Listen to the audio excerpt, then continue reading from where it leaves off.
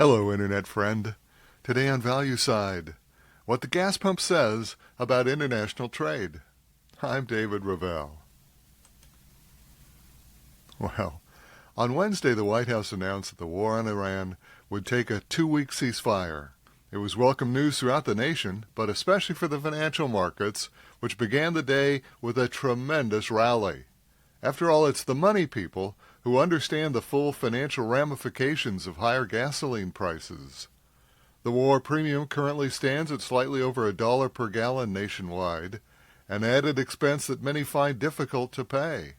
Simply put, higher gasoline and closely related diesel costs translate into higher prices across the board for all items transported to our local shops and stores.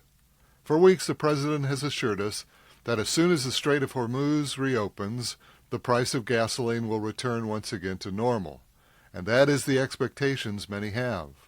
Unfortunately, that's not how financial markets work. And most importantly, it underestimates the global nature of oil and gas trading.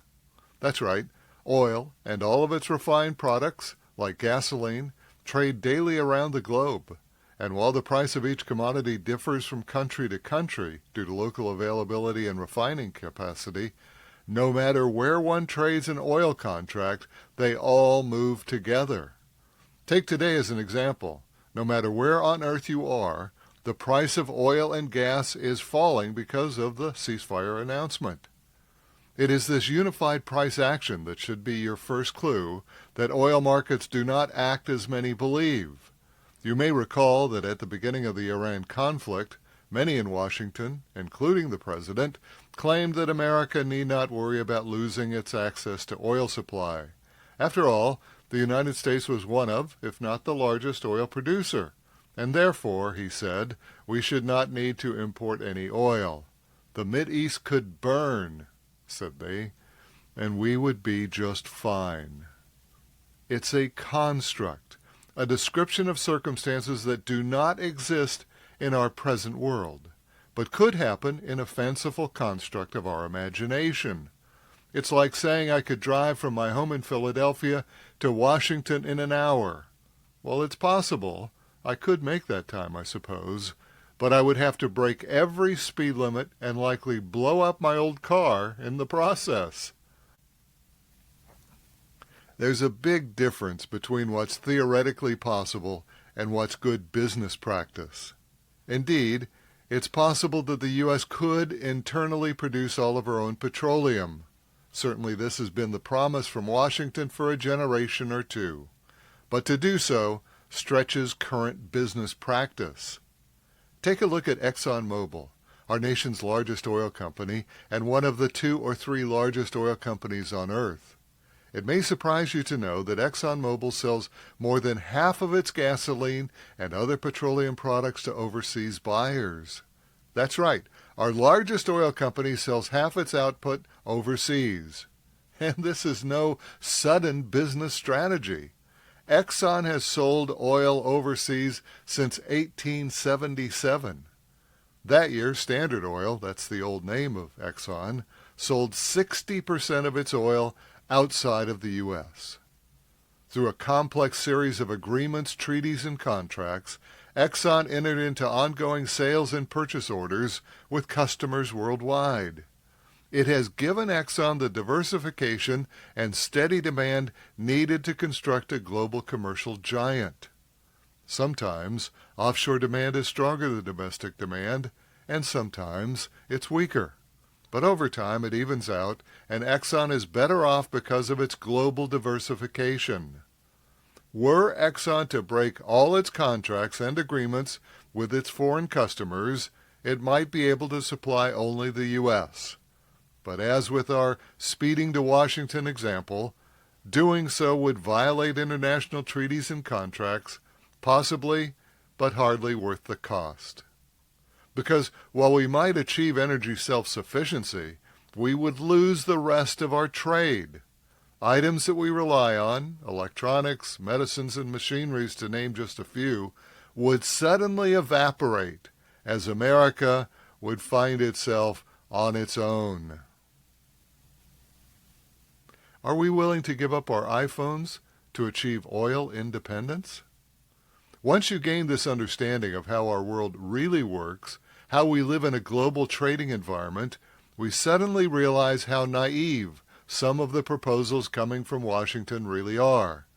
The entire Iranian conflict began with the premise that the U.S. could go it alone. We did not need anyone or anything. Now, the United States is indeed blessed to be one of the most self-sufficient countries on the planet.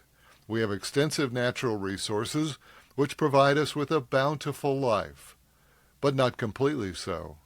We decided years ago that we wanted more. We sought a lifestyle that provided essentials and luxuries that most others could only dream of. And so we began to obtain those items from other countries through trade. These were countries with a competitive advantage over our own local producers, providing better quality at a lower cost. For at least half a century, our leaders in Washington have accepted the compromise of global trade, knowing that it provided the American citizens with a better, less costly lifestyle than we could otherwise achieve. But to get that lifestyle, we would have to live within the community of nations, obeying their rules and laws. As the 20th century began, we were perfectly positioned to become the dominant country in the community of nations.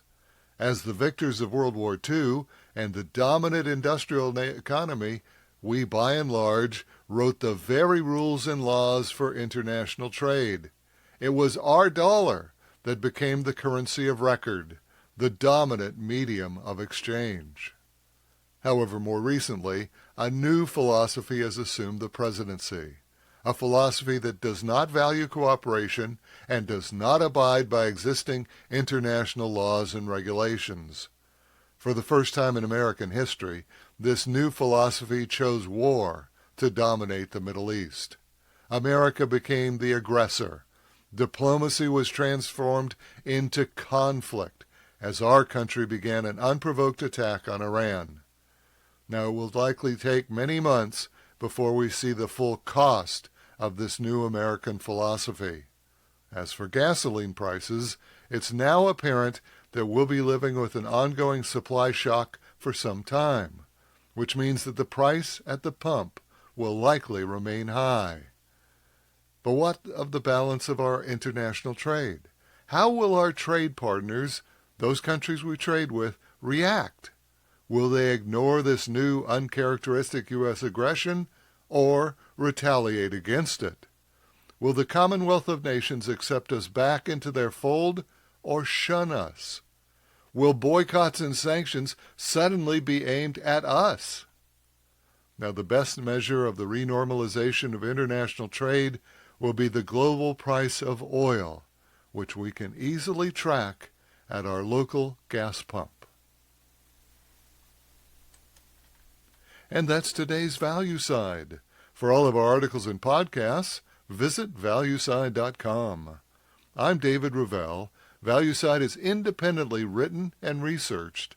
The views expressed are strictly my own.